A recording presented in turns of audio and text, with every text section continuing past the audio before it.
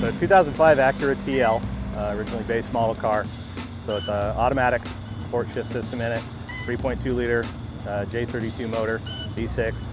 This was a car that my parents had bought upon my recommendation many years ago. They ended up moving on to a different vehicle. I bought it from them and decided that it was a good platform. Wanted to get back into doing some more racing regularly, autocross and some time trial events. So we prepped this car and it turned out to be very competitive in spite of its size. I've enjoyed taking something that is kind of out of the norm, looking at the suspension design and the platform itself. It's very similar to other Hondas and Acuras that have the double wishbone design front end, multi-link rear suspension. It's a very wide car and a long wheelbase, which makes it very stable at higher speeds. So the time trial events, the car really shines, and hill climb.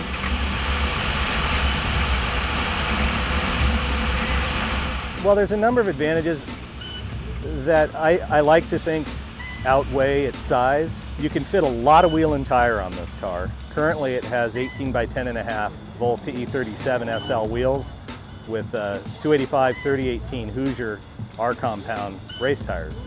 And all we had to do was slightly roll the fenders to fit that combination on this. A lot of room then for putting Stop Tech brakes on the car. It's the same width as a Dodge Viper from sidewall to sidewall. So it's a wide car. The level of grip of this car is incredible. The cornering speeds are very, very high. It's encouraging to me that with more drivetrain development and some further shock design and tuning on this vehicle, it's really going to be handling more like a supercar than just another Honda or Acura, as some people may assume. So that's really been the challenge to me, is take something that's just considered a big luxury car, but turning it into a competitive, nationally competitive race car. And that's what we've done. Now the next step is the transmission and engine that's going to be going into this car to help kind of round off the package.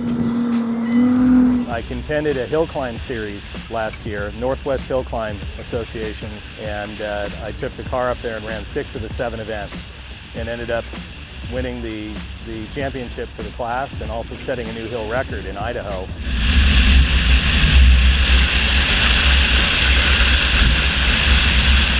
Lots of suspension work and aerodynamics. We designed and made all of the rear suspension linkages with 4130 chromoly and got away from all of the bushings and went to spherical bearings and rod ends to get rid of all that compliance and the variables that bushings present when it comes to suspension tuning.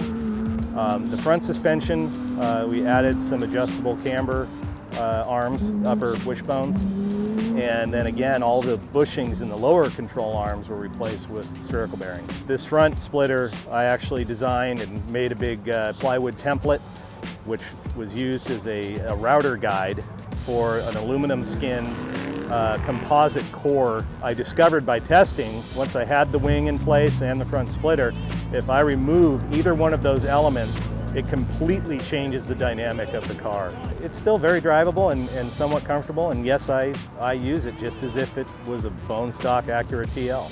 I just drove it to the grocery store the other day and loaded up the back seat with groceries. There are a lot of people kind of behind the scenes. King Motorsports Unlimited, Mackin Industries, Zero Design, Bilstein Shocks, Sparco, they've been a big help. I definitely would like to mention Marcus Zavala at Heel Toe Automotive, who is one of the very few that supports the Acura TL specifically. So he's been great. Keep an eye on Yawsport and this TL. Lots of big fun changes coming up with this new motor. People have really enjoyed seeing this car. And then when people actually see it racing or running a time trial event, they're blown away.